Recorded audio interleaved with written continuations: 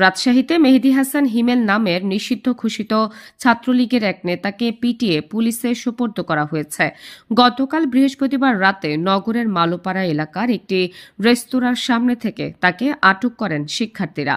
ছাত্র জনতার উপর হামলার মামলায় গ্রেপ্তার দেখিয়ে পুলিশ মেহেদী হাসান ওরফে হিমেলকে আদালতের মাধ্যমে কারাগারে পাঠিয়েছে।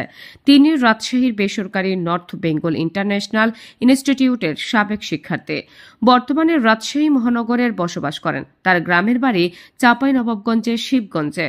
গতকাল রাতে ৮টার দিকে নগরের মালোপাড়া এলাকার একটি রেস্তোরাঁর সামনে থেকে আটক করে মেহেদীকে মারধর করেন শিক্ষার্থীরা। এ সময় মোবাইল ফোন চেক করে তাকে আওয়ামী লীগের বিভিন্ন হোয়াটসঅ্যাপ গ্রুপে যুক্ত থাকতে দেখা যায়। পরে রিকশায় করে তাকে নগরের বোয়ালিয়া থানায় নিয়ে যান শিক্ষার্থীরা। থানায় ছিলেন রাজশাহী কলেজের প্রাক্তন শিক্ষার্থী আব্দুর রহিম। তিনি বলেন, মেহেদী শিবগঞ্জ পৌর ছাত্রলীগের সাবেক সভাপতি। এছাড়া তিনি চাঁপাইনবাবগঞ্জ জেলা ছাত্রলীগের সহ সভাপতি। রাজশাহীতে মাঝে মধ্যেই ওই রেস্তোরাঁয় বসে মেহেদী সহ ছাত্রলীগের কয়েকজন নিয়মিত বৈঠক করতেন।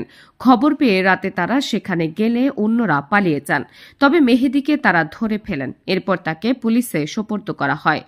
এ বিষয়ে জানতে চাইলে নগরের বোয়ালিয়া থানার উপপরিদর্শক শরীফুল ইসলাম আজকের পত্রিকাকে বলেন, ৫ই আগস্ট ছাত্র জনতার উপর হামলার ঘটনায় একটি মামলা তিনি তদন্ত করছেন।